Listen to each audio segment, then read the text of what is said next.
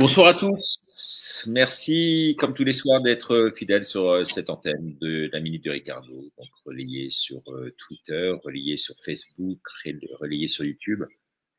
Merci d'être nombreux donc à venir nous voir, à venir assister donc à ces interviews quotidiennes sur notre antenne, qui manifestement vous plaisent de par leur contenu, leur variété, par la richesse des interviewés. Alors, il y a quelques têtes que vous revoyez de temps en temps, comme François, qui est ici, dont on va, nous, assurer la promotion. Et on croit vraiment beaucoup en lui. C'est un ex-gendarme qui est d'une compétence rare et qui est un homme à la fois de valeur, de cœur, d'âme, tout ce qu'on aime sur cette chaîne. Donc, c'est pour ça qu'on lui a proposé de revenir régulièrement chez nous pour aborder donc des thématiques extrêmement différentes d'une semaine à l'autre. Alors aujourd'hui, il sera question de sécurité, de défense, d'attaque, de cambriolage et tout ça. Et en tant qu'ex-gendarme, eh bien, il connaît ça bien sûr par cœur. En plus, il a prodigué un nombre de cours considérable dans différents lycées où il a ensuite œuvré après avoir été gendarme, en assurant donc des cours au niveau de la sécurité. C'est bien ça, François, hein? Oui, oui, j'ai enseigné dans la filière des métiers de la sécurité, un lycée pro aussi. Ouais, Donc, c'est ça. essentiellement du droit pénal. Ouais. Alors, juste avant le début de cette émission, puisque ça ne sera pas le sujet, mais est-ce que vous pouvez rappeler aux téléspectateurs ce qui vous est arrivé dans l'enseignement? Parce que dans la gendarmerie, vous avez quitté, vous nous avez expliqué pourquoi la dernière fois, mais dans l'enseignement, qu'est-ce qui s'est passé exactement alors? Donc, dans l'enseignement, j'étais contractuel, donc je faisais le même métier que n'importe quel autre professeur, mais sous contrat d'un an à chaque fois renouvelé. Donc, c'était ma voie de sortie après la gendarmerie. Ça se passait très très bien, que ce soit en termes de gestion de classe ou de cohabitation avec les collègues. Voilà, il y avait plein de projets en cours et tout. Et au bout de la fin de ma deuxième année, j'ai reçu un mail de 3 lignes pour dire que mon contrat serait pas renouvelé, alors que bon, j'avais un projet de prépa en cours, qu'on m'avait financé une formation assez coûteuse d'ailleurs. Enfin, c'était pour être moniteur PSE1 et PSE2 que j'avais obtenu, donc qui était censé rentrer dans le programme de l'année suivante. Et donc, malgré tout ça, malgré tous ces projets, j'ai reçu un mail qui émanait directement du rectorat pour m'expliquer que mon contrat serait pas renouvelé et sans explication. Donc, c'était 3 lignes.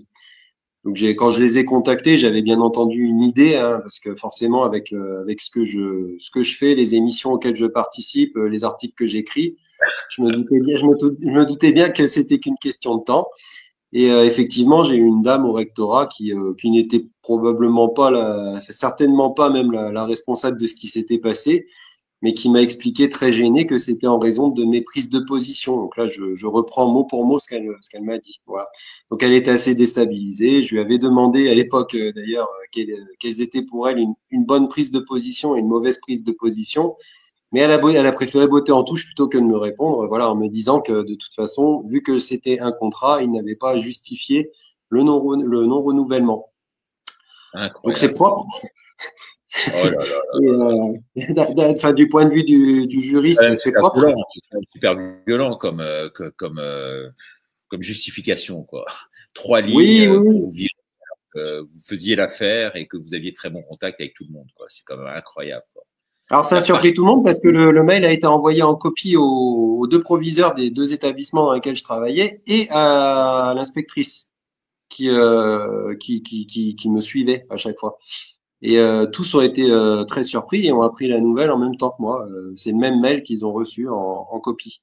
Donc c'était quand même assez surprenant et d'autant plus injuste quelque part que c'est arrivé en plein contexte des législatives et qu'à cette même époque, faut quand même le préciser, hein, parce que je trouve que c'est vraiment à noter. Au sein de l'éducation nationale, il y avait à peu près 3000 cadres, donc proviseurs et inspecteurs, qui avaient signé une pétition qui disait en somme que si le RN était élu, ils arrêteraient de faire fonctionner l'institution. Donc ils bloqueraient l'institution en s'arrêtant de travailler. Et, D'accord. euh, et donc moi c'est dans ce contexte-là qu'on est venu me reprocher mes prises de position. Alors que je n'ai jamais fait de prosélytisme, j'ai jamais pris en otage ma profession, j'ai jamais fait de prosélytisme dans ma classe. J'ai toujours été au contraire très neutre parce que je me contentais d'instruire ma matière. C'est peut-être mon côté militaire aussi qui voulait ça, une forme de loyauté vis-à-vis de l'employeur. Et donc j'ai trouvé ça doublement injuste quelque part. Bah ouais. En plus, vous n'aviez jamais affiché, j'imagine, d'étiquette RN ou quoi que ce soit, quoi. Ben non, parce que quand on me connaît, quand on m'écoute, ben, je suis quelqu'un qui en général euh, tire, on va dire, là où il faut tirer, quoi. Peu importe l'étiquette, parce que je fais une Ah, analyse c'est qui ça. est apartisane. C'est une analyse systémique, métapolitique parfois, et donc ça peut impliquer tout le monde. Et j'ai pas mal d'analyses qui impliquent le RN autant que LFI, quoi, des fois. Donc j'ai vraiment pas de parti pris pour quelque parti que ce soit, justement. Ce qui fait que voilà, on peut pas me coller une étiquette. Mais bon, je pense que il y avait un article de Libération qui m'avait cité et qui m'a classé justement d'extrême droite et qu'à partir de là, bah, je pense que c'est redescendu en cascade depuis le ministère. C'est incroyable ces étiquettes comme ça qu'ils accolent à des militants, tout simplement parce qu'ils sont contre le système, parce qu'ils se battent vraiment pour une certaine forme de justice, en quelque sorte, pour la vérité. Et immédiatement, on est accolé d'extrémistes, tout ça. C'est Bah, complètement dès, dès, dingue. dès qu'on travaille dans l'intérêt du peuple, qu'on travaille aussi à défendre un certain patrimoine culturel dont on a hérité et je pense, on a le droit d'être fier. Euh, donc dès qu'on se présente dans cette posture-là, euh, on est immédiatement en fait catalogué, quoi qu'il en soit, d'extrême droite, quoi. Ça, c'est vraiment, c'est comme le terme complotiste, ça. Je veux dire, c'est un fourre-tout et on y met les gens qu'il faut ostraciser, quoi. À Ouais, partir de exactement. là, une fois qu'on vous a collé l'étiquette, j'ai oublié de dire aussi dès qu'on se revendique croyant, par exemple, chrétien. Bah, Ben là, pareil. ça y est. Le Croyance, fait d'être un simple facho, chrétien, facho. ça fait de vous quelqu'un d'extrême droite, quoi. C'est ça. Le péniste. Le Ouais, péniste. c'est exactement ça. Ouais. Donc on Bon, est on est vraiment dans la France des caricatures et des amalgames et bon bah c'est pénible parce c'est que ça. parce que ça C'est ce marche. que vous dites. C'est la caricature et amalgame. Bon, on va saluer nos amis là qui arrivent progressivement là. Xavier Baudet, lui qui va se défendre quoi qu'il arrive en cas de cambriolage. Jean-Paul, très content de vous revoir. Dany, Pascaline, Peace and Love, Yvette. La vie des gens n'est que la vie des autres. Voilà. Un délice pour les oreilles vos interventions, François. 17 femmes. Voilà. Merci. Monsieur Dubas a eu le courage de quitter une institution républicaine. N'ayez pas de regrets. Mon père disait que lorsqu'on a rien dans la tête et rien dans les bras, on entre dans la police. La chasse aux sorcières est à sens unique en France. Bonsoir Samia. Bonsoir Airbnb One qui est là tous les soirs. Super. Voilà, c'est bien d'être fidèle. N'oubliez pas, douceur de vivre, de mettre un pouce sur la chaîne. Effectivement, abonnez-vous. Venez me rejoindre si vous voulez m'aider à financer ce combat. Vous allez sur le Grand Virage 2027. Grand Virage 2027, voilà. Faites un petit don au passage, ça fait pas de mal pour mes finances actuelles. Georges Prince, Liliane Soupama, une pensée pour Natacha, d'accord, qui vous salue bien. Ange-Marie Kubiak, bonsoir tout le monde. Comme le professeur Fourtillon a dit beaucoup de choses, paix à son âme. Paix à son âme. Je ne sais pas pourquoi on dit paix à son âme à propos de Fourtillon, mais bon. Sophia Loren, Annick et tout ça, bon, tous les autres. Alors, on va tout de suite voir la minute de Ricardo du jour et puis on va rentrer. Elle a rien à voir avec le sujet, mais c'est pas grave. On va la mettre quand même, parce que c'est un peu une tradition de mettre la minute. J'essaye généralement de thématiser un peu, mais là, en l'occurrence, c'était pas possible. Le scandale des éoliennes relayé à la une de la presse allemande et de la presse américaine. Aux États-Unis, Trump déclare la guerre aux éoliennes. Il n'y aura plus de nouvelles éoliennes qui sera installée sur place. En Allemagne, Alice, candidate de l'AfD, n'en veut plus également. À bas donc ces moulins à vent de la honte, a-t-elle crié sous un tonnerre d'applaudissements. Éoliennes, ça suffit. On voit cela dans un instant sur cette minute de Ricardo après la pub.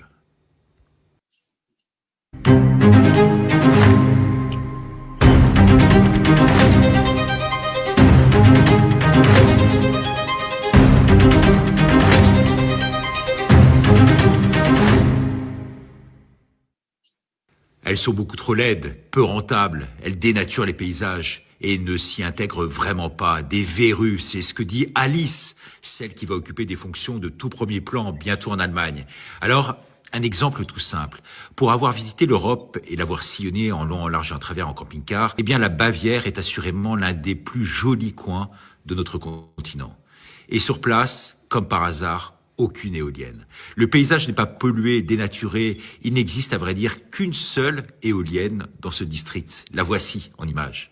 À l'extrême est de la Bavière, où le pays est boisé, vallonné, se trouve donc cette seule éolienne. Elle est petite, 75 mètres, elle est là depuis 23 ans, dans un champ, au bord d'une route de campagne. Ici, la nature mérite plus qu'ailleurs d'être protégée. En France, eh bien, ce sont des cathédrales qu'on édifie. Elles font 586 mètres de haut, ces éoliennes en France. La Commission européenne veut notre mort, il faut le savoir. Elle fait pression à l'heure actuelle pour en implanter partout.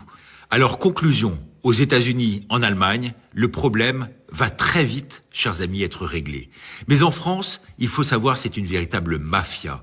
L'éolienne, c'est une mafia et une de plus. 75 milliards vont être dépensés pour ça.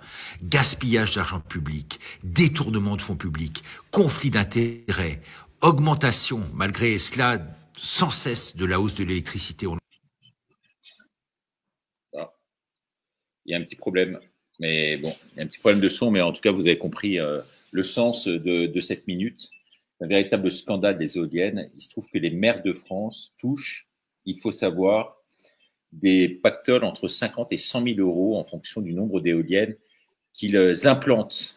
Et c'est donné en sous-main. Une information exclusive que l'on a pu avoir d'un des maires, en l'occurrence. Vous vous rendez compte? Ils viennent. Ouais.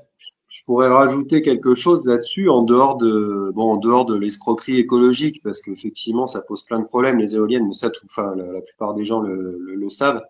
Qu'il y a des problèmes après de démantèlement, tout ça, de recyclage des pièces.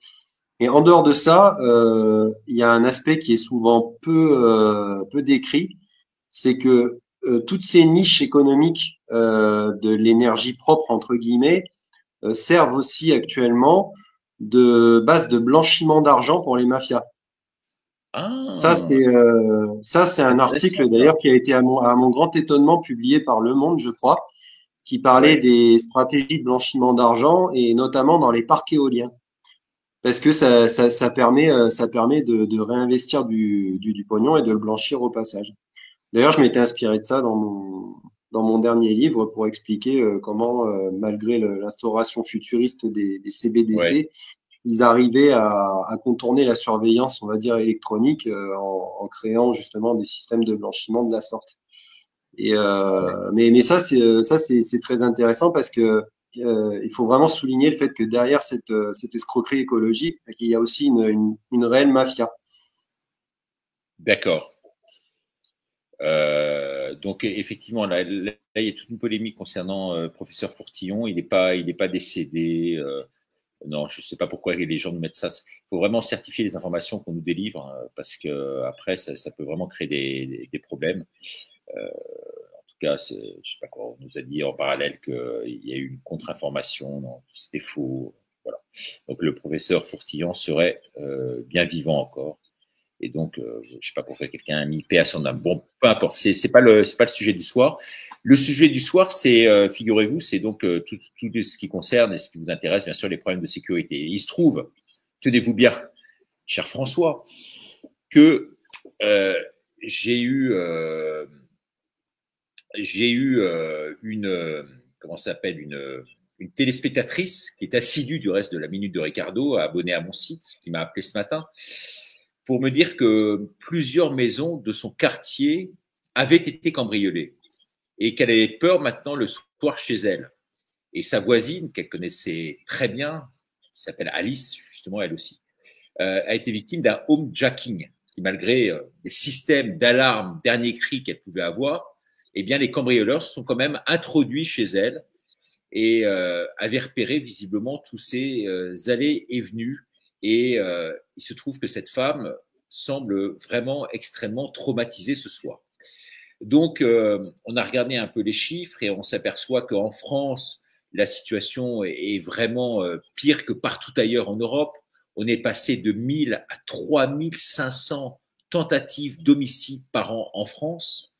Les cambriolages, il y en a eu 600 000 l'an dernier, François. Quasiment tous les indicateurs des violences en France sont en hausse. Les coups et blessures volontaires atteignent 362 000. Pour vous donner une idée, cela correspond à près de 1000 agressions par jour en moyenne en France. 1000 agressions par jour en moyenne en France. Les vols avec armes, c'est-à-dire armes à feu, armes blanches, se situent autour de 6500 affaires par an. Et c'est tout aussi vrai à la campagne. Parce que là-bas, on vous parlera du matériel agricole dans les exploitations. Vous savez, des bandes qui sont parfaitement organisées, opèrent à des vols d'engins agricoles, de carburant, de GPS, de câbles, de matériel d'irrigation. Ça, c'est un véritable problème parce qu'aujourd'hui, François, et vous allez nous confirmer, la petite délinquance est devenue véritablement la grande. Est-ce que vous êtes d'accord avec ça? Oui, tout à fait. Ben, c'est quelque chose qui n'est absolument pas contrôlé. Ça c'est un domaine que je connais très bien parce que je l'ai pratiqué pendant des années. Par ailleurs, je pense que les chiffres annoncés là autant ils peuvent être corrects en matière d'atteinte aux personnes, parce que la remontée statistique en général est assez fidèle à la réalité. Autant vous pouvez facilement rajouter, je pense, un tiers en plus. Vous prenez n'importe quel chiffre et vous rajoutez un tiers de sa valeur en plus à Voilà, peu ça près c'est les chiffres officiels du ministère. sur ce qui concerne les atteintes aux biens. Pourquoi je dis ça? Parce que quand on a des atteintes aux biens, déjà on n'a pas toujours des victimes qui déposent plainte, c'est pas toujours le cas, donc on n'a pas la remontée statistique systématique. Et moi ce que j'ai vu, et je l'ai vu de mes propres yeux, et j'ai moi-même eu des commandements en unité, donc je sais comment ça marche. Tout ce qui est tentative, il y a des CB, donc des commandants de brigade. Là, je parle pour la gendarmerie, hein, qui vont passer ça, par exemple, en dégradation. Une tentative de vol, c'est-à-dire que on essaye, on n'y arrive pas parce qu'il y a une alarme qui se déclenche ou quoi. Il y a des traces de pieds de biche sur la porte. Bon, bah c'est pas grave, on va passer ça en dégradation parce que pour les remontées statistiques, ça évite de dire qu'on a eu une tentative de cambriolage aussi sur son secteur. Donc il y a plein de chiffres comme ça qui sont quand même plus ou moins un peu tronqués. Enfin, quoi qu'il en soit, la réalité du terrain, elle est très difficile. Et effectivement, hein, ça n'arrête pas. Alors on parlait des homejacking, alors ce sont des affaires qui sont la plupart du temps criminelles. Parce que les infractions sont commises sont des crimes dans le sens où on a souvent en plus des violences qui sont commises avec armes. Euh, Moi, j'ai eu le cas en tant que directeur d'enquête et OPJ où j'avais pris un homejacking assez violent. C'était des personnes âgées qui ont vu trois malfaiteurs rentrer chez eux pendant qu'ils regardaient la télé, quoi. Et donc qui se sont fait, comme on dit dans le jargon, saucissonner, hein, c'est-à-dire qu'ils se sont fait séquestrer chez eux, attachés. Ils ont été violentés très fort.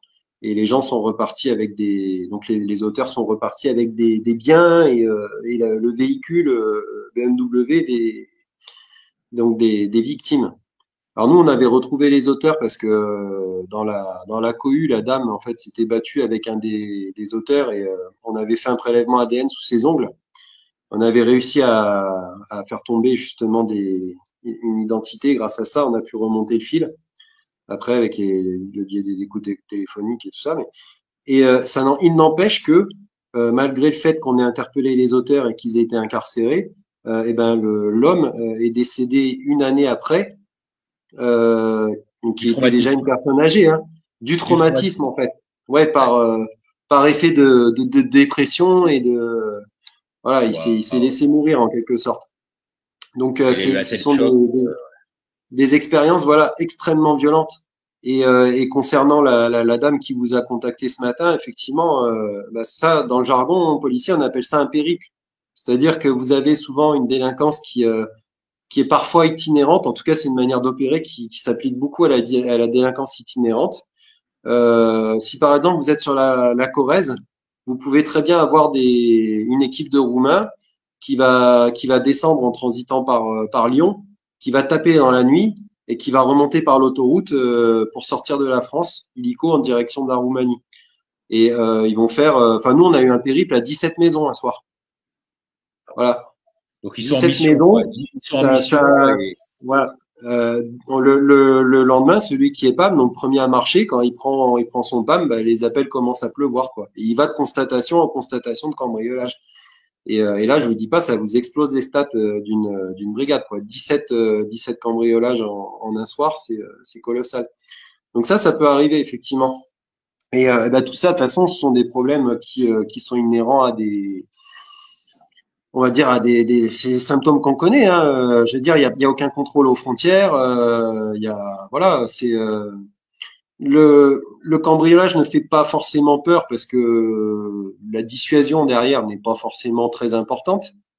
Il faut quand même cumuler, on va dire, les infractions. Il faut être X fois en récidive pour envisager des peines de prison applicables, c'est-à-dire des peines de prison de plus de 2 ans, quoi. Parce que quand on prend un enferme, on va pas en prison en France aujourd'hui. C'est comme ça alors, que ça, avec il y a déjà beaucoup de questions par rapport à ce que vous dites. Alors, je vais d'abord vous montrer cette vidéo. Regardez plutôt. Elle dure 1 minute 15.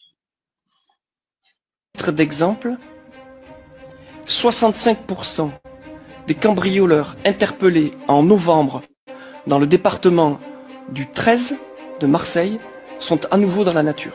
Comment voulez-vous, dans ce contexte, que les chiffres baissent? C'est tout à fait impossible. Et ils me disaient que les directives qu'ils avaient reçues, c'était si vous interpellez un mineur d'origine étrangère, vous pouvez tout de suite le remettre dehors, car on n'a pas les moyens de mener une procédure à son terme, compte tenu du fait qu'il faut un interprète et qu'il n'y a pas les moyens de payer un interprète. Donc là déjà, réglé. Dans ce même endroit, Dis-moi, instruction donnée par qui aux gendarmes sur les mineurs par, vous voulez dire par le parquet. Par le parquet, oui, mais je voulais... Oui, par le parquet. Bien sûr d'avoir bien compris. Oui. Le déferment devant les magistrats, ou parfois même la mise en garde à vue, était soumis à un critère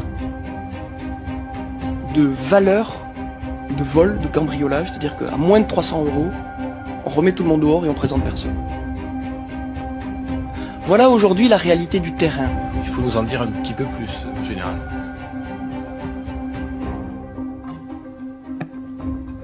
Vous mettez en difficulté, monsieur le député. Je pense que vous... Ouais. Vous vous rendez compte un peu? 69% sont relâchés. Oui, alors là, il prend pour exemple d'ailleurs, je pense le parquet de Marseille.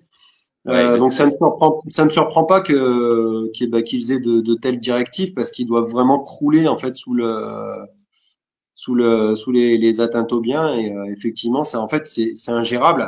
Après le parquet il fonctionne en gestionnaire et au détriment de la victime parce que du coup il y a un sentiment d'impunité qui naît et ça c'est inévitable. Là il y a une vraie maladie en fait de notre système.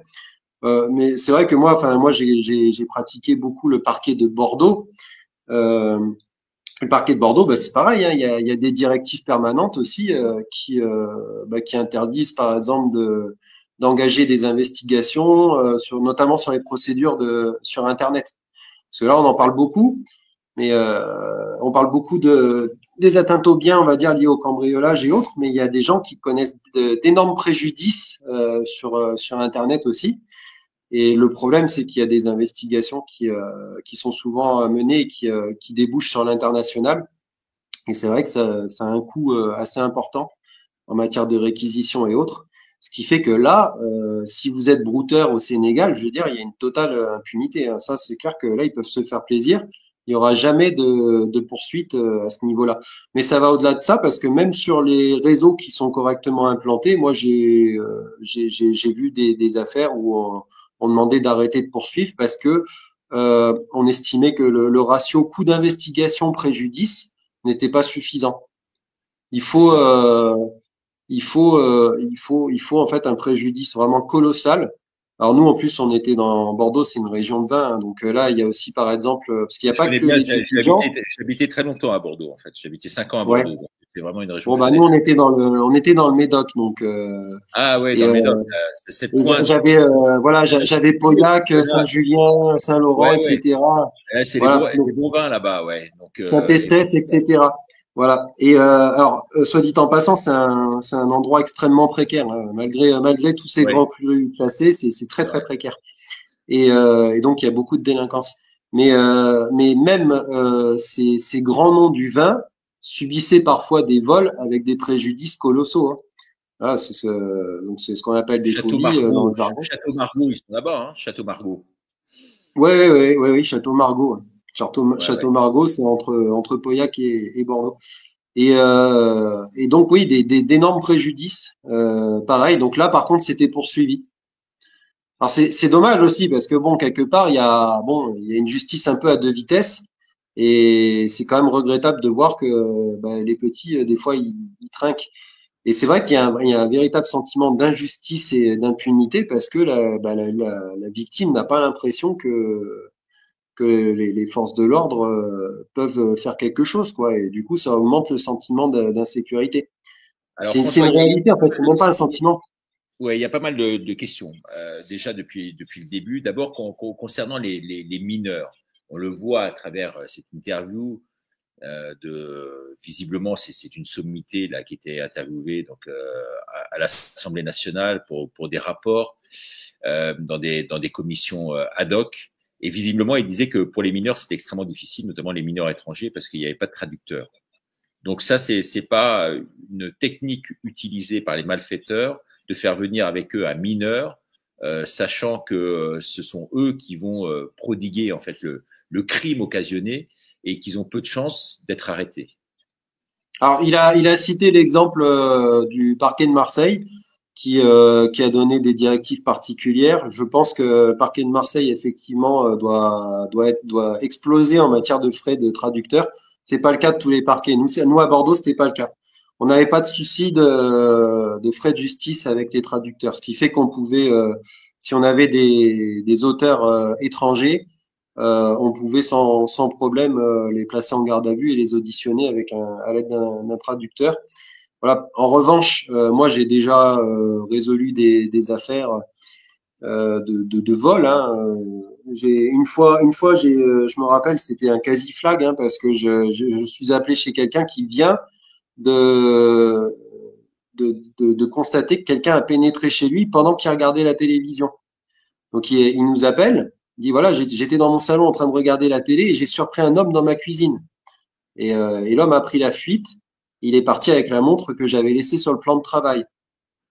Et donc l'homme était rentré, il avait traversé son jardin, il avait regardé, il avait vu une fenêtre ouverte, c'est un vol d'opportunité. Il a regardé ce qu'il y avait de bon à prendre, il l'a pris, même s'il y avait quelqu'un dans la maison. Et l'homme avait un système de vidéosurveillance qu'on a pu parce que ça se fait, hein, normalement c'est sur réquisition, on réquisitionne le système vidéo et ensuite on le regarde. Mais en off, en général, on le regarde d'abord, on fait la réquisition et après on l'exploite. Et là on l'avait regardé et on sort de chez lui et je prends le premier virage dans le petit village et il y a un homme qui traverse la rue, je m'arrête et c'est lui. Donc on l'interpelle. Interpellation et c'est un Espagnol le gars. Eh ben il a été comme il était espagnol. En gros, il a eu un rappel à la loi. Donc l'objet saisi qui était volé, on l'a retrouvé, on l'a restitué à la victime et lui, il est reparti avec un rappel à la loi parce qu'il était espagnol. Voilà. Donc, je trouve que c'est sympa de s'en tirer avec un rappel à la loi parce qu'on est rentré chez quelqu'un pendant qu'il était là pour le voler, quoi. C'est. On voit ça qu'en France, non? Est-ce que vous avez l'équivalent à l'étranger? Ben, je pense pas, et surtout, et c'est d'autant plus, nous, sur le secteur de Bordeaux, on traitait beaucoup avec des Espagnols, par exemple, en matière d'auteurs, parce qu'il y a beaucoup d'Espagnols un peu marginaux qui vont travailler à la vigne. Quand je dis marginaux, c'est un peu des punks à chiens, quoi. Les gars, ils vivent dans des camionnettes avec leur berger allemand, tout ça. C'est bon, voilà. Et donc, ce sont des gens qui consomment beaucoup de stupes et qui, en contrepartie, font beaucoup de petits larcins pour pouvoir se rémunérer, tout ça. Et ce qu'on voit, c'est que enfin, moi, pour avoir traité avec certains étrangers sur le territoire, il y en a qui craignent énormément la police, mais culturellement. Les Espagnols, par exemple, sont très respectueux. Enfin, en général, ils sont assez craintifs vis-à-vis de la police, parce que c'est ancré chez eux comme ça aussi. Ils ont toute une expérience historique, voilà, parce avec le régime de Franco, tout qui fait qu'il y a eu un rapport à l'autorité et à la police qui était tout autre qu'en France. C'est pas forcément mieux. Mais c'est clair qu'il y a plus de respect à ce niveau-là. Après, bon, les Français, en revanche, quand on a affaire à des gens aujourd'hui, c'est très compliqué. Moi, ce que je disais souvent quand j'étais d'intervention, ce que je craignais le plus, c'était les petites interventions du quotidien. Par exemple, être appelé sur un tapage un samedi soir. Ça a l'air de rien. Ouais. C'était typiquement le genre de situation qui pouvait dégénérer en cas d'usage des armes et autres. Typiquement, parce que de plus en plus, vous allez chez les gens le samedi soir parce que il y a l'entourage, il y a eu 3-4 coups de fil parce que c'est trop bruyant, il est 3 heures du matin, etc. Vous y allez, vous tombez sur 10 personnes complètement alcoolisées, il y a de la cocaïne qui tourne. Vous pouvez être chez des gens du voyage sédentarisé, tout ça, etc. Ça peut être très très dangereux. Il peut y avoir des gens surexcités. Moi, j'en ai déjà vu se pointer avec une arme à la main, etc., etc. Donc, on n'imagine pas en fait le niveau de violence et le niveau de surprise. C'est un peu le cas Girac, vous savez, le chanteur. J'aimais bien, moi, j'aimais bien ce chanteur. Malheureusement, il a été pris, pareil, dans des milieux à la fois de cocaïne, d'alcool et compagnie, et il a complètement disparu de la circulation depuis. C'était un peu ça. Il était dans le sud-ouest, là, justement. Donc, ce que vous évoquez là, c'est effectivement ça. Mais les morts à la clé, donc ce qu'on appelle le taux d'homicide en France, donc est largement sous-évalué là aussi par les chiffres. Car les agressions qui mènent à la mort, en fait, ne sont pas comptabilisées comme des homicides. Donc, forcément, les chiffres de la délinquance sont minorés. C'est un peu ce que vous disiez tout à l'heure avec votre vieux monsieur qui est mort, en fait, un an après. Il faut savoir, là aussi, j'ai des chiffres qui sont assez intéressants. J'ai un peu travaillé cette émission. Il y a 13 homicides par million d'habitants en France. 13 homicides par million d'habitants en France. Il y en a 8 en Allemagne, 6 en Espagne, 4,9 en Italie, qui est pourtant le pays de la mafia. Donc, vous imaginez 13 contre 8, 6 et 4, pour prendre que ces 4 pays. Donc, nous, on est champion du monde. Hein. Vraiment, là-dedans, dans le nombre de morts par habitant, on est champion du monde. On voit justice laxiste, complètement complaisante, qui donne un résultat pitoyable. Et une fois attrapés, on l'a vu à travers le témoignage précédent, les cambrioleurs, en fait, ils risquent rien, ils risquent pas grand-chose. Donc, non seulement l'État n'est plus, on peut dire, en mesure de protéger les personnes et les biens, mais en plus, elle expose la population en relaxant les malfrats.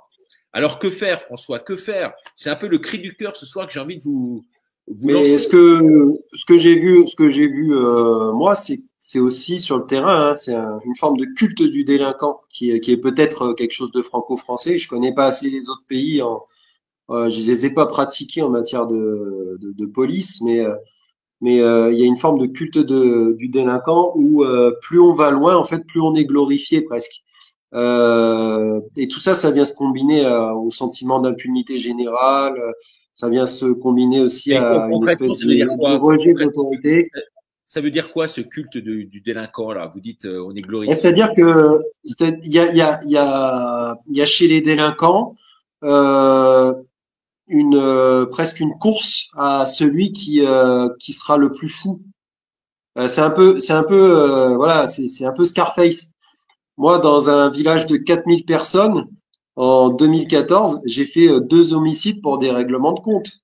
Donc un premier tabassé à mort et le deuxième 3 balles dans le dos quand même. On parle d'un village de 4000 personnes dans le périurbain quoi, à Bordeaux, à Pauillac pour être précis. Et tout ça sur fond de stup, avec des communautés maghrébines et gens du voyage qui connaissaient en fait des antagonismes liés au marché du cannabis et de la cocaïne. Donc c'est vraiment quand je dis qu'il y a plus de limite aujourd'hui, c'est celui qui avait tiré par exemple les 3 balles, il avait été auditionné dans le cadre d'un autre dossier, parce que c'est des gens en fait qu'on voit souvent la plupart du temps. C'est ça le pire, c'est que c'est presque on pourrait les appeler entre guillemets des clients quoi. Il avait été auditionné dans le cadre d'un autre dossier par un de mes collègues et pendant l'audition il s'était levé, il avait mis une grande claque dans son ordinateur quoi. Il avait fini en garde à vue pour ça et il était dehors là. Et oui, parce qu'aujourd'hui mettre une claque dans l'ordinateur d'un gendarme ou lui jeter son écran à la figure, c'est rien. Ouais. Donc oui, et moralité, bah, il s'est retrouvé dehors et il a mis 3 balles dans le dos à un gars sur un règlement de compte quoi. Donc oui, quand je dis qu'il y a plus de limite, il y a plus de limite. Alors ce qu'il faudrait rétablir, c'est aussi un aspect dissuasif de l'autorité. Je pense aujourd'hui, c'est ce qui manque. Et toute la difficulté, c'est d'offrir à la population en fait une police qui soit sa police, donc pas une police qui soit, on va dire, utilisée à des fins politiques, comme on l'a vu pendant les mouvements sociaux, les gilets jaunes. Alors le problème aussi, c'est ça, c'est que l'image des forces de l'ordre a été sérieusement ternie par la violence des conflits sociaux récents et les gens aussi confondent énormément la police administrative, le maintien de l'ordre, le rétablissement de l'ordre avec la police judiciaire. Alors là, moi, ce dont je parle ce soir, c'est la police judiciaire. C'est vraiment le policier de terrain qui vient chez la femme battue à 22h, voilà, ou qui va et puis après qui va partir constater un accident de la circulation 3 heures plus tard à 1h, 2h du matin. Voilà, ça c'est le quotidien en fait de 90% des policiers et gendarmes. Que ce soit les compagnies de CRS ou les escadrons de gendarmerie mobile. C'est ce qu'on voit à la télé. On voit des choses extrêmement violentes qui n'ont pas lieu d'exister à la télévision. Mais ces choses-là aussi, il faut se dire qu'il y a beaucoup de maintien de l'ordre qui se passe dans une indifférence médiatique totale au quotidien et que c'est pas, il n'y a pas de violence en fait. Donc c'est-à-dire concrètement, parce que là je vous perds un peu. Excusez-moi, je dois pas avoir une attention très forte ce soir, mais par exemple quand vous dites ça, les CRS et tout ça, ça veut dire que les CRS ou les gendarmes mobiles ont un métier d'ailleurs qui est le leur, hein, qui est complètement différent de celui de la police judiciaire, mais que ils sont souvent en déplacement pour faire ce qu'on appelle du maintien de l'ordre. Et il y a une différence entre le maintien de l'ordre et le rétablissement de l'ordre, MO-RO, c'est 2 choses différentes. Maintien de l'ordre, en fait, ils sont là pour canaliser une foule, ils sont présents, ils ont le calot sur la tête, tout va bien et tout. Rétablissement de l'ordre, on met les casques, ça devient violent, les canettes commencent à pleuvoir, tout ça, hop, on sort les boucliers et voilà, là c'est différent. Mais la plupart du temps, quand vous êtes mobile, vous faites du maintien de l'ordre et ça se passe très bien. En fait, il n'y a pas de violence. Et par contre, quand il y a des grands mouvements sociaux comme on a connu pendant les Gilets jaunes, là, on est dans le rétablissement de l'ordre dur. Alors après, en ce qui concerne l'emploi de la force, c'est ce que vous dites, François, c'est ce que vous dites. Ce ne sont pas les mêmes qui font le maintien de l'ordre et le rétablissement de l'ordre. Ce sont les mêmes ou pas? Si, ce sont les mêmes. Ce sont les mêmes. Ce sont les mêmes. D'accord. Oui, D'accord. Avec des oui, missions oui. C'est pas un métier de police judiciaire. D'accord, c'est ça. Voilà. Donc là, ce sont les mêmes. Et après, effectivement, moi, j'ai vu pendant les Gilets jaunes des cas d'usage des armes. Et attention, je parle pas d'armes à feu, hein, je parle de ce qu'on appelle les AFI, donc les armes de force intermédiaire. Par exemple, le LBD 40 ou autre. J'ai vu des cas d'usage des armes qui étaient complètement Les abusifs. flashballs, ce sont les flashballs dont vous parlez là, non? Oui, oui, bah flashball, c'est ce qu'il y avait avant le LBD 40, mais c'est pareil. Oui, c'est à peu près. Enfin, dans l'idée, c'est la même chose. Et oui, oui, il y a eu énormément d'abus. Bon, après, c'est pas pour prêcher dans enfin pour la paroisse pour laquelle j'ai travaillé, mais la plupart de ces abus sont majoritairement, en grande majorité, imputables à la police et non à la gendarmerie. Il y a eu, voilà, il suffit j'ai plus les stats en tête, mais quand vous regardez les enquêtes IGGN et IGPN, il n'y a pas photo, hein, on doit être sur un ratio de 5 pour 1000 ou un truc comme ça, 5 contre 1000 ou, enfin, c'est énorme. C'est vraiment, c'est colossal. Donc, ça, j'invite les gens à regarder les chiffres. Mais c'est vrai que ça a énormément terni en fait l'image de la police de terrain, celle qui ne fait pas ce métier-là en fait. Et c'est celle qui subit aussi une grande violence au quotidien. Hein.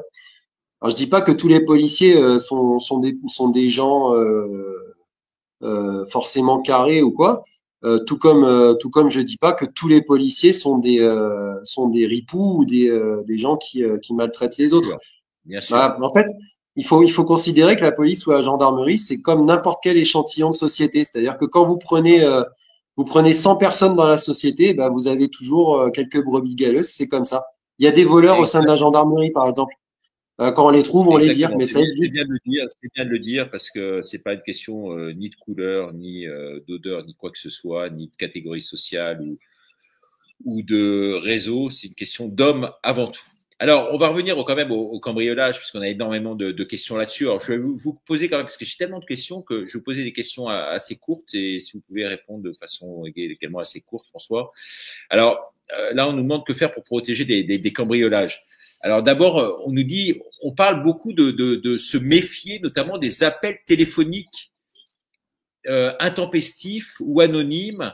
Ne pas répondre donc au numéro masqué, c'est souvent pour vous tracer, mais surtout faire également attention aux réseaux sociaux et à vos photos de vacances qui sont en fait du pain béni pour vos cambrioleurs. Vous mettez sur Facebook une photo où vous êtes, je sais pas quoi, au Venezuela ou à Tahiti.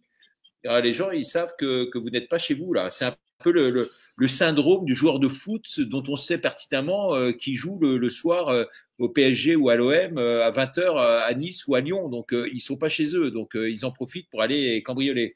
C'est un peu ça, non? Il faut faire attention à ça.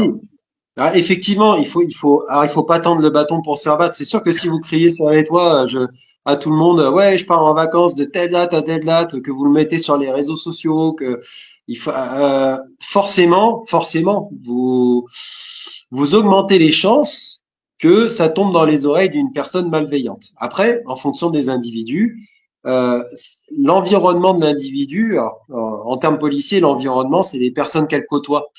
A une influence aussi hein, sur ça. C'est sûr que si vous avez de bonnes relations dans votre entourage, ça peut être mieux que si ça tombe dans des oreilles mal intentionnées.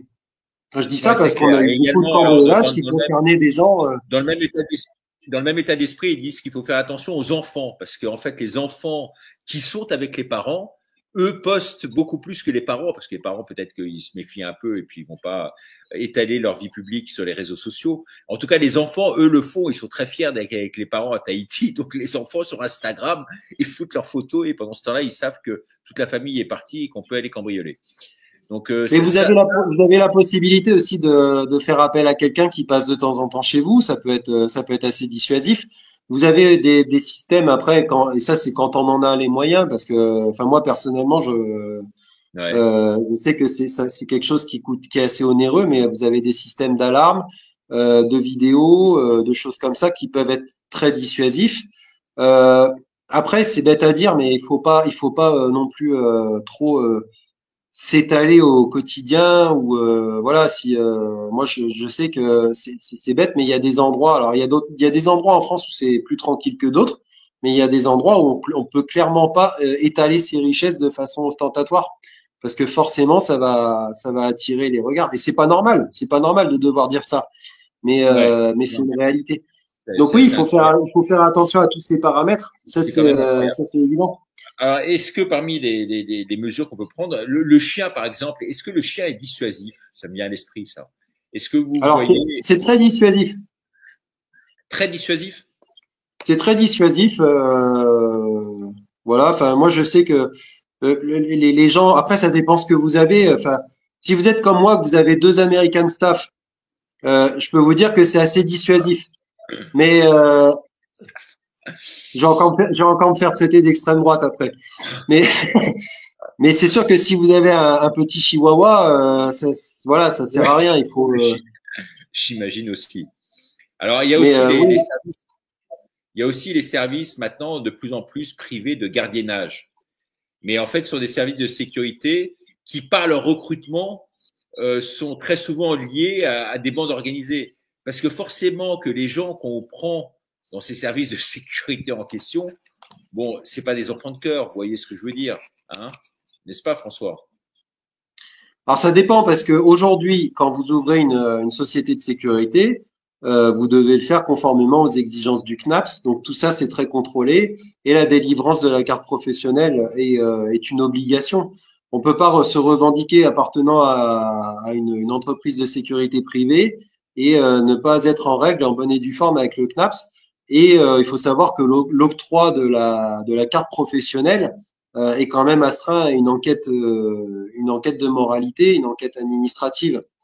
On peut D'accord. pas quelqu'un qui a déjà un casier avec des mentions au B2, il peut pas exercer dans les métiers de la sécurité, c'est pas possible.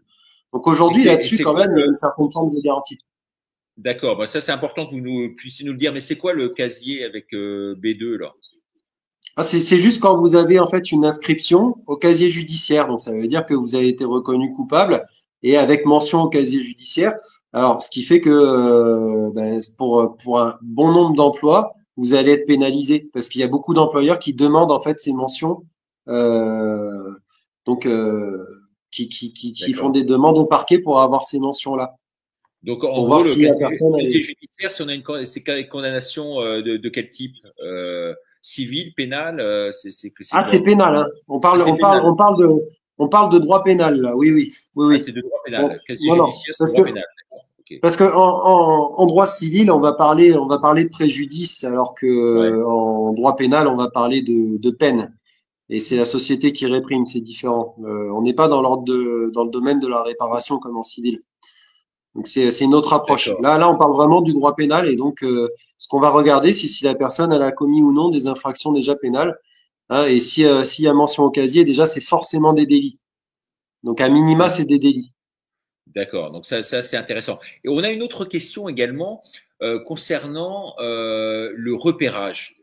Il y a beaucoup de gens qui disent qu'il y a des gens qui passent déjà de façon extrêmement discrète pour placer des signes à l'extérieur des maisons, des signes qui sont dessinés à la craie, vous savez, ou sur l'arbre en face de la maison, sur une fenêtre devant la maison, sur la porte d'entrée, sur les murs extérieurs.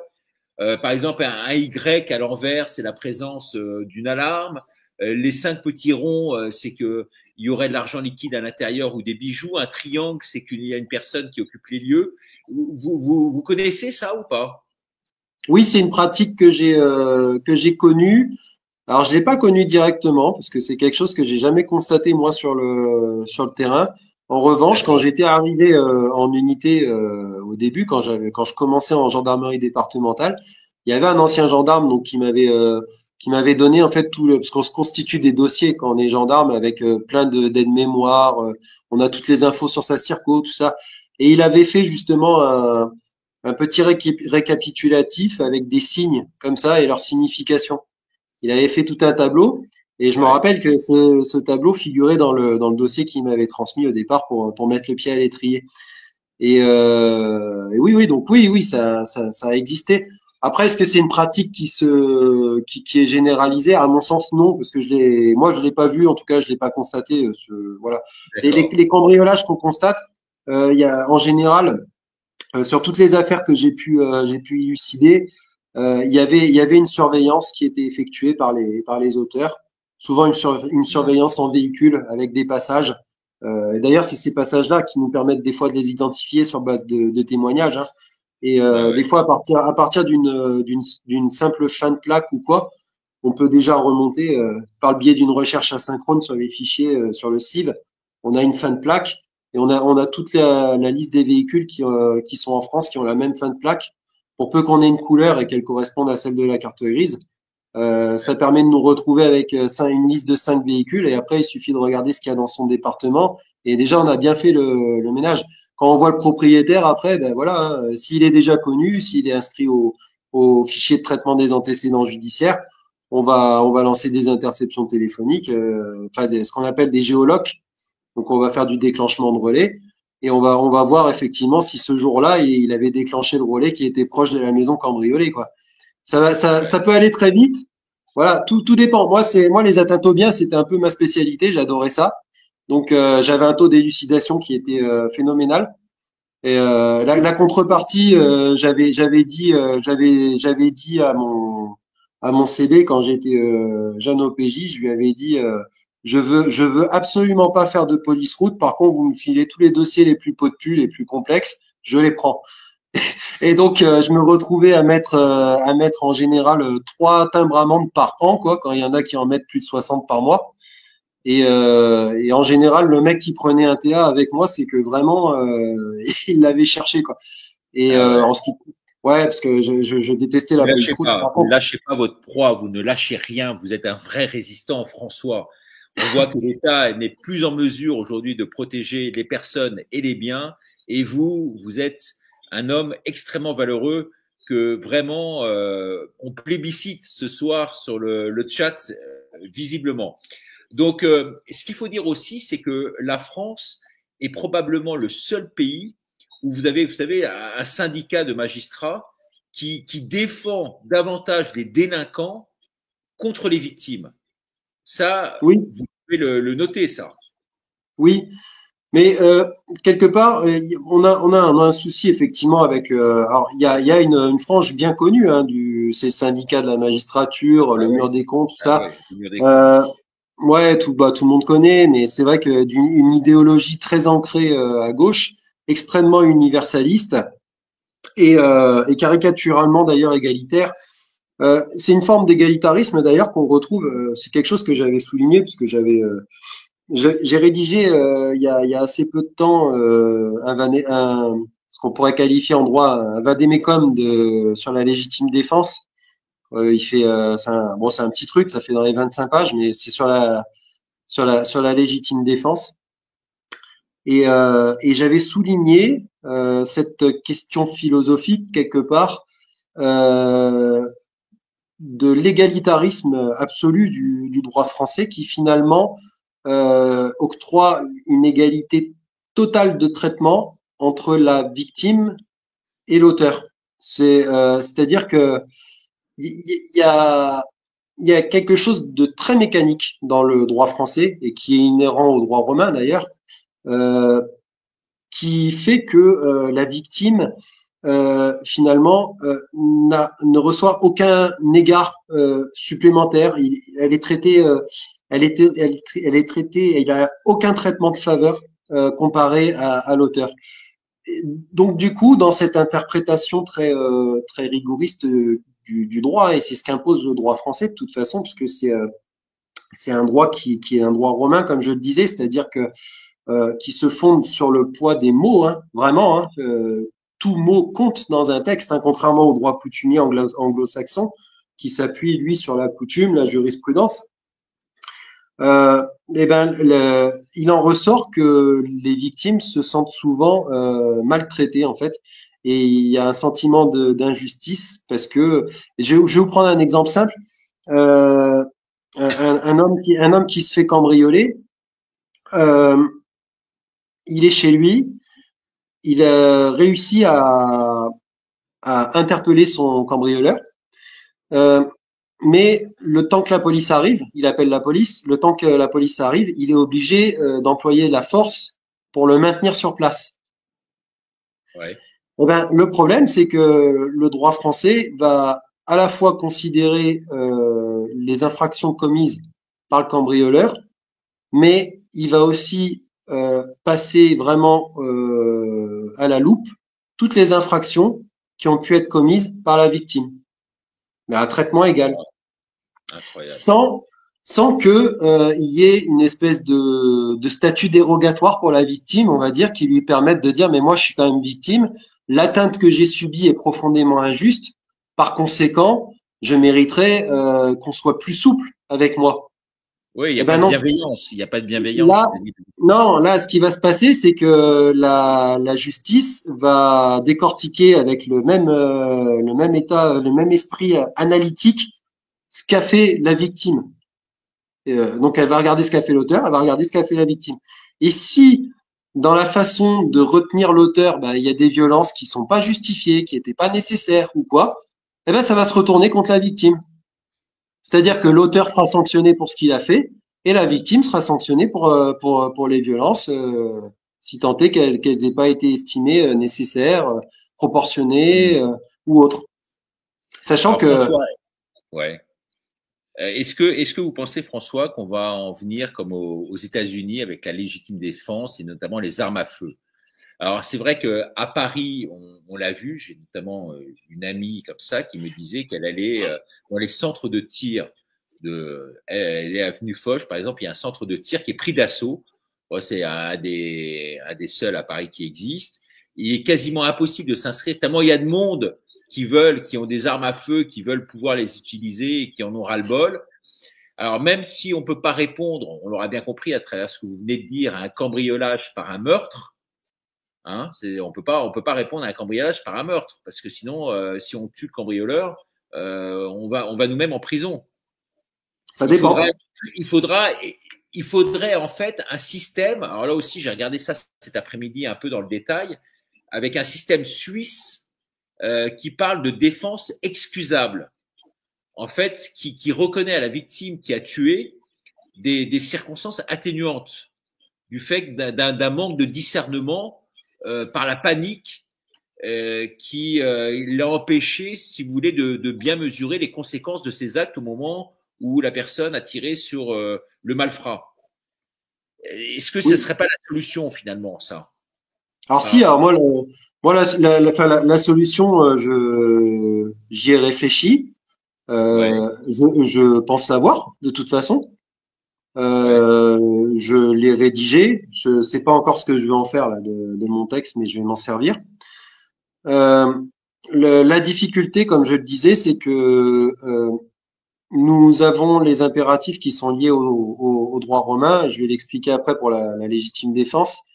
Et il faudrait qu'on réussisse à calquer quelques aspects du droit américain. Ouais. Et voilà, sous certains aspects, hein, pas forcément tous. Mais la difficulté, c'est que les fondements du droit américain reposent justement sur le droit coutumier. Et c'est très difficile de transposer le droit américain au droit français. Mais en ce qui concerne la légitime défense, je pense que c'est faisable. Et j'ai travaillé d'ailleurs dans ce sens-là pas mal. Il faut savoir qu'en France, la légitime défense, elle repose sur 3 critères principaux, hein, que sont la nécessité, la proportionnalité et la simultanéité. D'accord. Le texte principal, c'est le 122.5 du Code pénal. Ouais. Après, derrière, il y a le 122.6 et le 122.7. 122.6, c'est pas vraiment un texte qui nous met en état de légitime défense. C'est un texte qui nous dit que il y a présomption de légitime défense dans le 122.6 pour tout ce qui est relatif en fait aux intrusions dans le domicile. Donc là déjà il y a un problème parce qu'en France on croit beaucoup que cet article nous couvre parce qu'on est chez nous, alors qu'en fait il ne fait que dire il existe une présomption de légitime défense dès lors que de nuit des individus rentrent chez vous par effraction, surprise, etc. Voilà. Mais c'est pas quelque chose, c'est pas un statut qui vous protège. C'est juste qu'on présume que. Après, il y a le 122.7 qui est un état de nécessité, c'est encore autre chose. Ça, c'est comme ça qu'on l'appelle en tant que juriste, qui en fait autorise la personne à commettre une infraction ou un acte de défense quelconque dès lors que il faut intervenir pour un danger. Voilà. Mais sinon, l'article pilier, c'est le 122.5, celui de la légitime défense. N'est pas de mémoire. De mémoire, l'article c'est n'est pas pénalement responsable la personne qui, devant une atteinte injustifiée envers elle-même ou autrui, accomplit dans le même temps un acte commandé par la nécessité de légitime défense d'elle-même ou d'autrui, sauf s'il y a disproportion entre les moyens employés et la gravité de l'atteinte. Voilà, je connais par cœur. Ça c'est l'article 122.5.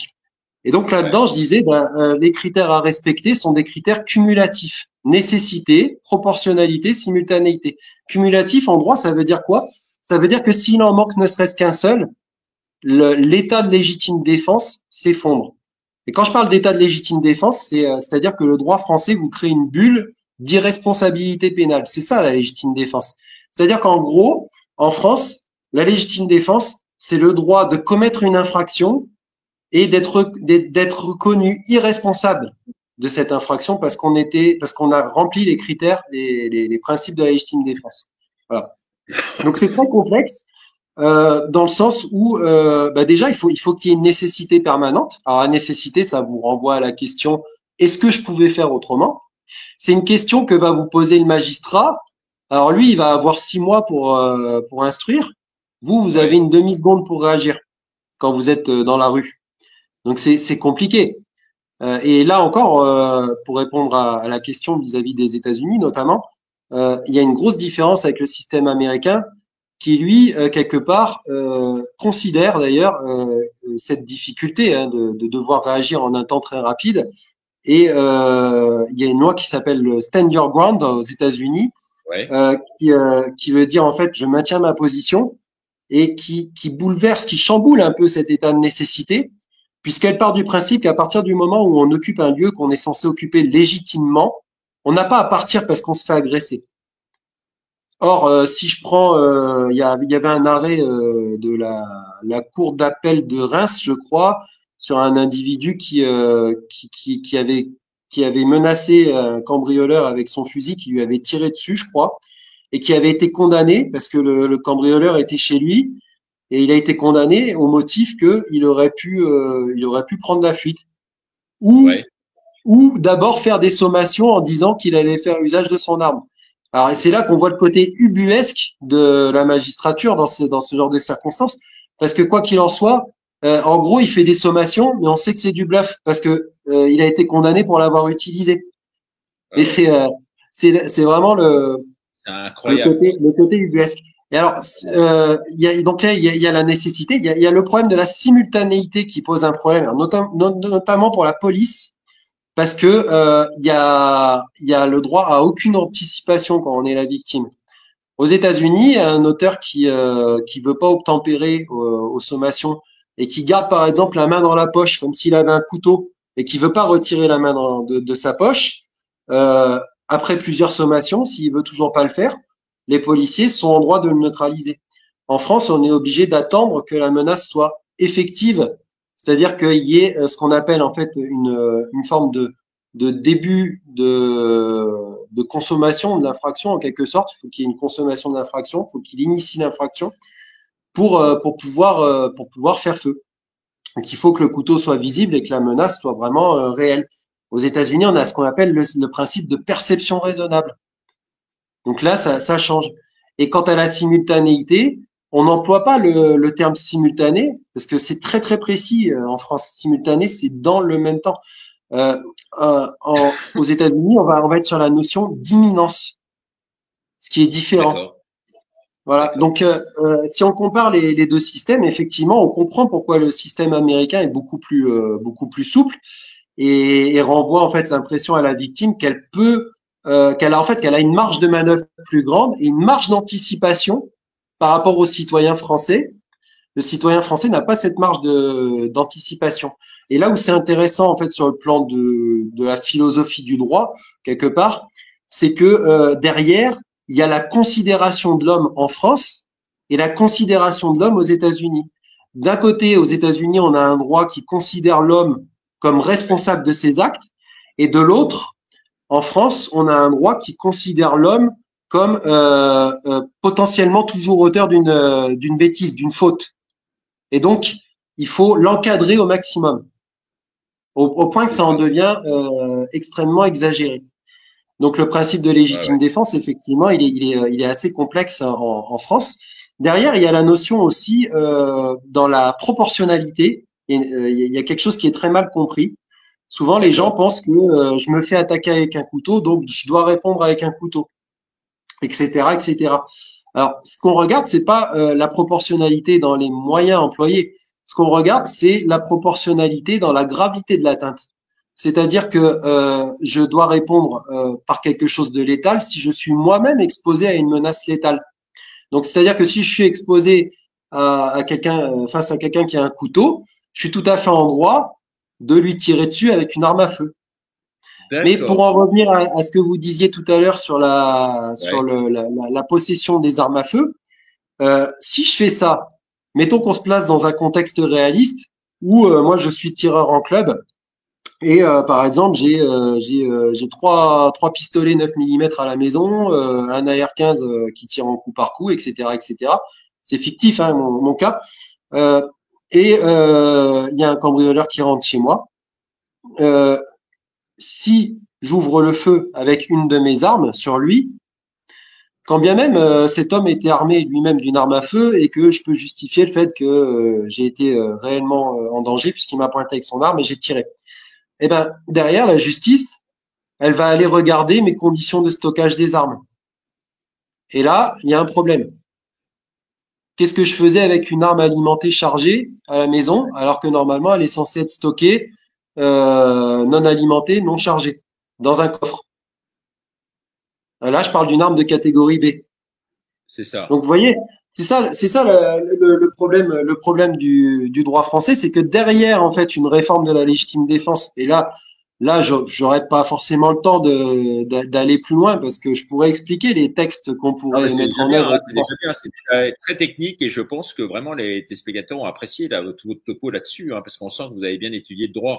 Parce que c'est par le droit qu'en fait, en faisant évoluer le droit, qu'on va pouvoir finalement. Il y a des gens qui disent mais que faire finalement? Ben, c'est en faisant évoluer le droit qu'on va pouvoir. Alors, il faut faire évoluer le droit et à côté, alors, il faut non seulement faire évoluer les articles qui sont relatifs à la légitime défense, et à côté, il faut faire évoluer tous les articles voisins. Moi, quand je donnais des cours de droit pénal à mes élèves, quand je leur apprenais la légitime défense, on voyait donc les trois articles on va dire, qui sont destinés au monde civil, hein, les 122.5, 6 et 7.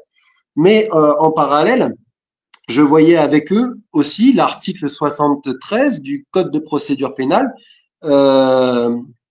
qui est l'article, par exemple, qui prévoit le fait d'appréhender un individu quand on est citoyen, le droit d'appréhender un individu qui a commis un crime puni d'une peine d'emprisonnement ou, un délit puni d'une peine d'emprisonnement, parce qu'un crime le sera forcément, ou un crime. Et donc cet article-là prévoit pour n'importe quel citoyen le droit d'appréhender un individu qui commet ça en flagrance devant vous pour le conduire aux forces de l'ordre, en tout cas à l'OPJ territorialement compétent. Et je leur apprenais toujours cet article en parallèle de la légitime défense, parce que l'un va avec l'autre. Tout à l'heure, je parlais du gars qui séquestre en quelque sorte, parce que c'est pas vraiment le terme sur le plan juridique, mais qui garde chez lui un cambrioleur. Quand il fait ça, il met en application l'article 73. Il s'est défendu d'abord, il a mis en application le 122.5, mais en attendant la police, c'est le 73 qui rentre en jeu, etc., etc. Donc il faut en fait, et s'il y a un usage des armes, ça va être la législation relative aux armes. Donc c'est tout ça en fait qu'il faut modifier. Il faut modifier toute la sphère d'articles autour de la légitime défense. Parce que modifier la légitime défense seule, si c'est pour qu'on vienne vous reprocher derrière de vous être servi de votre arme ou quoi, ben ça va pas changer grand-chose dans l'absolu. Donc c'est ça qu'il faut regarder en profondeur. Et là, Dieu sait s'il y a à faire. Alors, il existe des armes de défense du domicile, catégorie D, qui sont pas soumis à des contraintes de stockage et tout. Mais bon, c'est forcément moins efficace qu'une arme à feu. Voilà, le public veut que vous soyez notre futur ministre de l'Intérieur. Voilà, vous avez été nommé ce soir dans un gouvernement parallèle qu'on va mettre en place, François. On prenne les choses en main. Alors, je lisais une interview de Stéphane Bletz tout à l'heure, et il disait, notre ami Stéphane, décédé, on le sait, après avoir combattu ouvertement la franc-maçonnerie, il disait qu'en fait, il y avait un système de droit français, un système de droit républicain, de droit napoléonien en quelque sorte, qui en fait est dépassé aujourd'hui par un système maçonnique. C'est-à-dire que le système maçonnique est au-dessus du système juridique républicain basé sur le code Napoléon. Est-ce que ça c'est vrai? Alors dès lors qu'une affaire avait lieu avec la franc-maçonnerie, eh bien il y avait une sorte de supra juridique en la matière. Vous voyez, un peu comme l'État-nation en France qui doit répondre aux lois européennes qui sont au-dessus. Est-ce que ça, vous avez pu voir, juger? Est-ce que vous avez été départi d'affaires concernant justement la franc-maçonnerie et autres? Ça, c'est une question. C'est une question d'autant plus intéressante que je ne vais pas vous livrer un certain nombre d'éléments, mais qui nous concernent, nous, directement, je dirais moi directement, dans mon entourage proche. Comprendra qui voudra. Donc, votre réponse est très attendue, François. Oui, alors non, moi, j'ai jamais initié d'enquête ou alors eu l'occasion d'enquêter sur les réseaux maçonniques. Alors, c'est difficile de toute façon parce que par contre, on vous a pas demandé de lever le pied, excusez-moi, je reprends la main, mais on vous a pas demandé de lever le pied sur certaines affaires tendancieuses qui relevaient politiques liées directement à ces réseaux-là. Politique, mais de la politique de proximité, mais il n'empêche que j'avais commencé à enquêter sur un maire effectivement qui utilisait en fait l'argent public pour des choses personnelles, notamment pour financer une voiture de fonction à son épouse et tout ça. Donc j'avais eu un dossier comme ça, alors sans citer de nom à la caméra, mais le dossier effectivement après m'a été retiré. Alors, mais le problème c'est que tout ça c'est très subtil.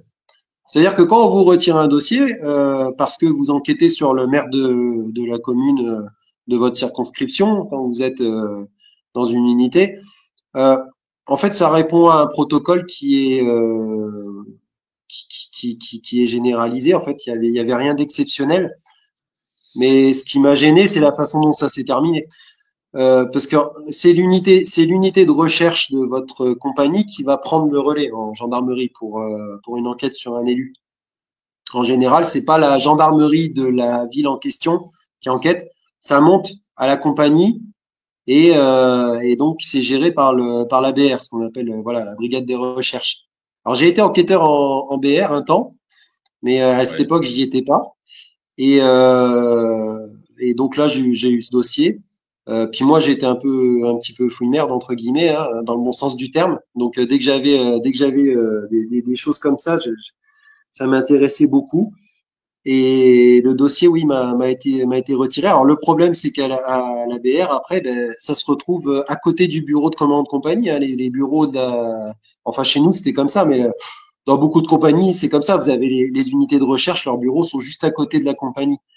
Donc, si le commandant de compagnie, on va dire, est en bon terme avec tel ou tel élu, on est encore dans le jeu des réseaux, ça va être étouffé.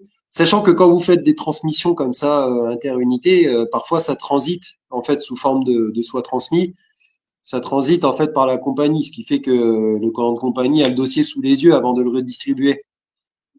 Donc on peut comprendre qu'il n'y ait pas eu de poursuite d'enquête particulière. Donc ça effectivement, à l'époque, mine de rien, je l'avais mal vécu, quoi.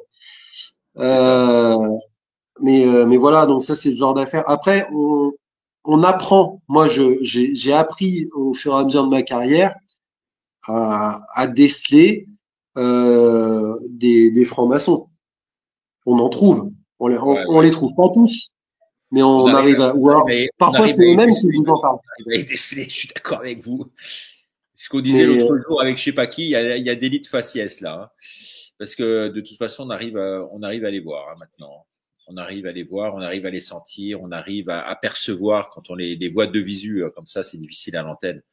Mais sinon, quand on les voit en présentiel, moi, ce que j'ai constaté à chaque fois, c'est que les gens que je voyais, que je savais en tout cas appartenir au réseau maçonnique, avaient toujours des profils de carrière très intéressants. Non pas qu'ils faisaient des choses exceptionnelles, bien au contraire, mais ils se retrouvaient dans tous les postes les plus cool. Quand je dis les plus cool, c'est ceux on est le moins soumis au stress, ceux où on est le moins finalement voilà. C'est intéressant ça, c'est intéressant. Ouais. C'est du placement, hein, bête et méchant, mais voilà, le gars il va se retrouver, il va par exemple si je prends un passage en tant qu'instructeur en école, c'est 5 ans normalement, c'est 4 à 5 années en moyenne pour un gendarme. Bon bah j'en ai vu, ils ont réussi à faire 10 ans de leur carrière, voire 15 ans en école quoi. En étant copains machin, voilà, telle ou telle loge. Et puis après ils retournent dans des postes qui sont vachement, quand bien même ils partent, ils retournent dans des postes où ils sont vachement à l'abri de tout quoi. Donc bon, ou alors des postes de commandement, des postes voilà. Ça je l'ai pas mal vu. C'est une réalité. Celui qui est pas dans ce moule-là, bah, c'est lui qui va être un peu le danon de la farce, quoi. C'est lui qui prendra les mauvais postes, c'est lui qui, voilà, c'est un peu ça. Moi, ça a été un peu mon cas d'une certaine façon. Bon, je me plaindrai pas de mon parcours de carrière parce qu'il est assez intéressant et il est très varié. Donc, mais bon, c'est sûr que si j'avais eu les bons contacts aux bons endroits, j'aurais pas fait du tout la même carrière avec les mêmes postes. Ça, c'est une évidence. Alors, on demande bon, quelques questions pratiques pour terminer. On termine dans 5-10 minutes maximum. Hein. Quelques questions pratiques. Votre Vademecum, on peut trouver où, François? Bah pour l'instant, moi, je l'ai rédigé à titre personnel. Je l'ai envoyé à un très très bon camarade qui est directeur d'un pôle universitaire en droit, qui l'a regardé et on en a parlé après pendant 2 heures au téléphone. Donc il m'a dit que c'était très bien. Il a rectifié 2-3 petits trucs. Enfin, il a rajouté quelques petites notes que je vais rajouter dedans. Mais voilà. Et je vais voir encore. Je me tâte. Je vais peut-être le publier ou quoi. Je pense que ça peut intéresser beaucoup de monde déjà pour comprendre la légitime défense, que ce soit chez les particuliers ou chez les forces de l'ordre, parce que les forces de l'ordre ont des textes spécifiques aussi. Hein. Faut le dire. D'accord. Et en plus, ça se termine sur une ouverture vers ce qui serait faisable hein, pour plus on va dire de permissivité peut-être et surtout plus un sentiment d'injustice moindre chez la victime. C'est ça qui c'est en ce sens que j'entendais œuvrer vraiment. Alors, on va donner avec une réédition des textes.